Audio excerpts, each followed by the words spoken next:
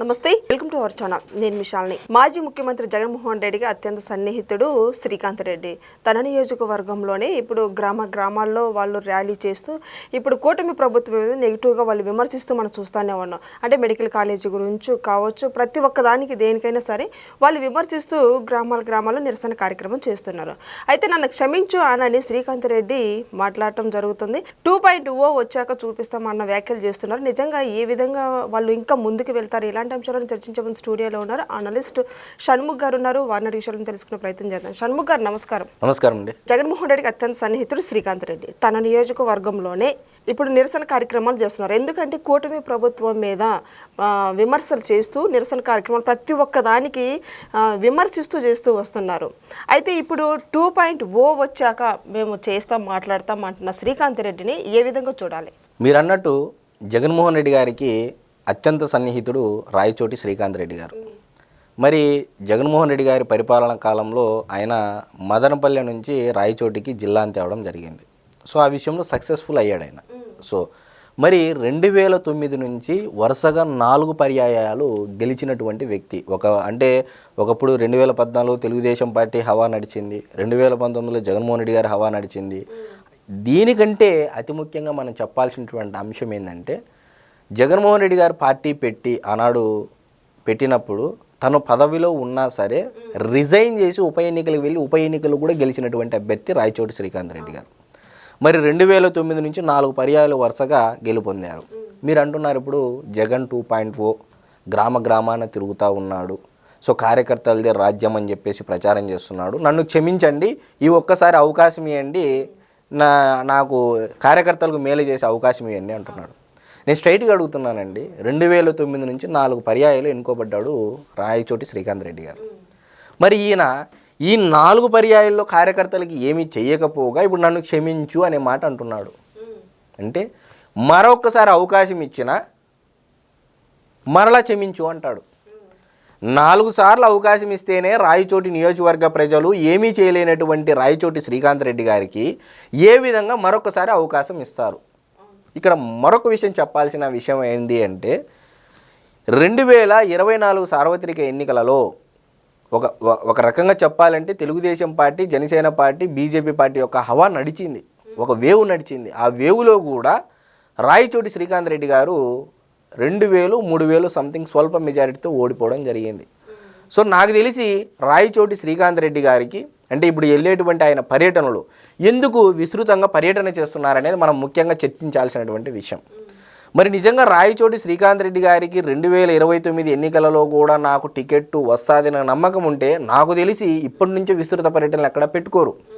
ఎలక్షన్కి ముందు 1 సంవత్సరం ముందో 6 నెలల ముందో వెళ్ళేసి, ఎందుకంటే ఖర్చులు ఎక్కువగా ఉంటాయి, తిరగడానికి కానీ కార్యకర్తల ఖర్చు కానీ ఖర్చు ఎక్కువ ఉంటుంది. అయినప్పటికీ సరే కూటమి ప్రభుత్వం వచ్చినటువంటి 16 నెలల కాలానికి ఆయన విస్తృతంగా పర్యటనలు చేస్తున్నారు అంటే డెఫినెట్గా మరలా వచ్చేది కూటమి ప్రభుత్వమే. మనం ఇప్పటి నుంచే ప్రజల్లో లేకపోతే జగన్మోహన్ రెడ్డి గారు కూడా నాకు టికెట్ ఇచ్చే అవకాశం లేదు అని భావించి ఉండొచ్చు. సో ఇప్పుడు క్షమించు, మన్నించండి అనే కాటికి వచ్చాడు అంటే 4 సార్లు అవకాశం ఇస్తే నేను ఏమీ చేయలేదని ఇండైరెక్ట్గా ఆయనే చెప్తా ఉన్నాడు కార్యకర్తలకి, వైఎస్ఆర్సీపీ పార్టీ కార్యకర్తలకు గాను, అంతకుముందు ఉన్నటువంటి పార్టీలో ఉన్నటువంటి కార్యకర్తలకు గాను. మరి ఈసారి వచ్చి కొత్తగా ఏం చేస్తారు? జగన్ 2.0 అంటున్నారు. రాయచోటి శ్రీకాంత్ రెడ్డి గారికి జగన్ 2.0లో ఏమంటున్నారు? కార్యకర్తలకి ఫ్రీ హ్యాండ్ ఇస్తాము, రప్పా చేయండి అంటున్నారు. నిజంగా ఎవరైనా సరే ఈరోజు రాయచోటి నియోజకవర్గంలో డిసైడింగ్ ఫ్యాక్టర్ ఏ సామాజిక వర్గం అండి? బలిజ సామాజిక వర్గం అంటే డిసైడింగ్ ఫ్యాక్టర్. మరి ఈ బలిజ సామాజిక వర్గం ఎటువైపు మొగ్గితే అటువైపు రాయచోటి నియోజకవర్గం మొగ్గుతుంది. అదే ఈ రాయచోటి శ్రీకాంత్ రెడ్డి నెక్స్ట్ 2.0లో అంటున్నాడు, కానీ వైసీపీ వాళ్ళు మరి టికెట్ ఇచ్చే అవకాశం ఉందంటారా? 2029 ఎన్నికల నాటికి మీరు అడిగినటువంటి ప్రశ్న మంచి ప్రశ్న అండి. 2029 నాటికి రాయచోటి శ్రీకాంత్ రెడ్డి గారికి వైఎస్ఆర్సీపీ పార్టీలో టికెట్ వస్తుందా లేదా అనేది ఇక్కడ ప్రధానంగా మనం చర్చించాల్సినటువంటి విషయం. ఎందుకంటే ఈరోజు శ్రీకాంత్ రెడ్డి గారు ఇప్పటి నుంచే పర్యటనలు ఎందుకు మొదలుపెట్టారు? సో అదే రాయచోటి నియోజకవర్గంలో ఎంతమంది వైఎస్ఆర్సీపీ పార్టీ నుంచి ఆశావాహులు ఉన్నారు, ముందు ఇవి చెప్పాలి. సో ఈరోజు మొదటగా మాజీ శాసనసభ్యుడు శ్రీకాంత్ రెడ్డి గారు మొదటి అభ్యర్థి. రెండో అభ్యర్థి గతంలో జగన్మోహన్ రెడ్డి గారి పరిపాలన కాలంలో సాక్షాత్తు సీఎం తర్వాత అంతా నేనే షాడో సీఎం గాని బిహేవ్ చేసినటువంటి నడుచుకున్నటువంటి సీఎంఓలో చక్రం తిప్పినటువంటి వ్యక్తి ధనుంజయ రెడ్డి గారు. ఆయన కూడా రాయచోటి నియోజకవర్గానికి సంబంధించినటువంటి వ్యక్తి. ఆయన కూడా టికెట్ ఆశావహుల్లో రెండో స్థానంలో ఉన్నారు. ఇకపోతే సాక్షి ఛానల్లో హెడ్గా సాక్షి ధనుంజయ రెడ్డి అని చెప్పేసి ఆయన కూడా ఉండడం జరిగింది. ఆయన గత ప్రభుత్వ హయాంలో అంటే జగన్మోహన్ రెడ్డి గారి హయాంలో ఈ సచివాలయాలకి హెడ్గా పనిచేశారు గత 5 ఏళ్లలో. మరి ఈ సాక్షి ధనుంజయ రెడ్డి గారు కూడా 3వ ప్లేస్లో ఉన్నారు ఆశావహుల్లో. ఇకపోతే తెలుగుదేశం పార్టీ నుంచి వచ్చినటువంటి ఒక సామాజిక వర్గానికి ఇప్పుడు డిసైడింగ్ ఫ్యాక్టర్ అన్నాం కదా, బలిజ సామాజిక వర్గం అంటే డిసైడింగ్ ఫ్యాక్టర్. ఆ సామాజిక వర్గానికి సంబంధించినటువంటి సుగవాసి బాలసుబ్రహ్మణ్యం అనేటువంటి వ్యక్తి తెలుగుదేశం పార్టీ నుంచి వైఎస్ఆర్సీపీ పార్టీకి రావడం జరిగింది. సో అతను కూడా 4వ స్థానంలో ఆశావహుల్లో ఉన్నారు. ఇకపోతే అతి ముఖ్యంగా చెప్పాల్సినటువంటి వ్యక్తి లక్కిరెడ్డిపల్లి మండలానికి సంబంధించినటువంటి రమేష్ రెడ్డి గారు. ఈయన కూడా తెలుగుదేశం పార్టీ నుంచి వచ్చినటువంటి వ్యక్తి. సో ఈయన కూడా పటిష్టమైనటువంటి ఓటు బ్యాంక్ ఉంది. ఇతను కూడా కన్సాలిడేటెడ్ ఓటు బ్యాంక్ ఉంది రాయచోటి నియోజకవర్గంలో. మరి ఈ 5 మంది ఆశావహుల్లో వైఎస్ఆర్సీపీ పార్టీ నుంచి ఎక్కువగా ఆశిస్తున్నారు రాయచోటి నియోజకవర్గాన్ని. ఎందుకంటే ఇప్పుడు బలిజ సామాజిక వర్గం అక్కడ డిసైడింగ్ ఓటు ఫ్యాక్టర్, అంటే డిసైడింగ్ ఎటువైపు మొగ్గితే ఆ పార్టీ అక్కడ గెలుస్తుంది. సో ఈ సామాజిక వర్గాన్ని కన్సాలిడేట్ చేయడం కోసం గతంలో ఇంత కాంపిటీషన్ ఉండేది కాదు. జగన్మోహన్ రెడ్డి గారి హయాంలో సీఎంఓ ఆఫీస్లో ధనుంజయ రెడ్డి గారు ఉన్నారు, సచివాలయాల హెడ్గా సాక్షి ధనుంజయ రెడ్డి గారు ఉన్నారు. దాని తర్వాత సుగవాసి బాలసుబ్రహ్మణ్యం తెలుగుదేశం పార్టీలో ఉన్నారు. రమేష్ రెడ్డి గారు కూడా అంతకుముందు తెలుగుదేశం పార్టీలో ఉన్నారు. సో పార్టీ ఆయనకు చేసినటువంటి అంటే ఆయన ఆరోపించిన దాని ప్రకారం ఆయన పార్టీని వీడి వైఎస్ఆర్సీపీ పార్టీలోకి రావడం జరిగింది. ఈ 5 మంది ఆశావహుల్లో ఇప్పుడు జగన్మోహన్ రెడ్డి గారు రాయచోటి శ్రీకాంత్ రెడ్డి గారికి టికెట్ ఇస్తారా లేదా అనే సందేహము శ్రీకాంత్ రెడ్డి గారి మెదడులో మెదిలింది. కాబట్టే నన్ను క్షమించండి, ఎలా అయితే తెలంగాణ రాష్ట్రంలో పాడి కౌశిక్ రెడ్డి మీరు నాకు ఓట్లు వేయకపోతే నేను ఇంకా చనిపోవడమే నాకు గతి అన్న స్థాయిలో మామూలుగా రాయలసీమ సైడు మన్నించండి క్షమించండి అంటే ఆల్మోస్ట్ అది దిగజారిపోయినట్టే. సో ఇటువంటి పరిస్థితుల్లో రాయచోటి శ్రీకాంత్ రెడ్డి గారికి కన్ఫర్మ్డ్గా తెలిసినటువంటి విషయం ఏంటంటే నేను ఇప్పటి నుంచే ప్రచారం చేసుకోకపోతే ఇక్కడ తెలుగుదేశం పార్టీ జెండా పాతేంగే మరొక్కసారి. ఇప్పుడు మండిపల్లి రాంప్రసాద్ రెడ్డి గారు అదే రాయచోటి నియోజకవర్గం నుంచి 2000 పైచిలుకు మెజారిటీతో స్వల్ప మెజారిటీతో గెలుపొందడం జరిగింది. ఆయన మొదటి టైం ఎమ్మెల్యే కావడం జరిగింది, మొదటి టైం మినిస్టర్ కూడా కావడం జరిగింది.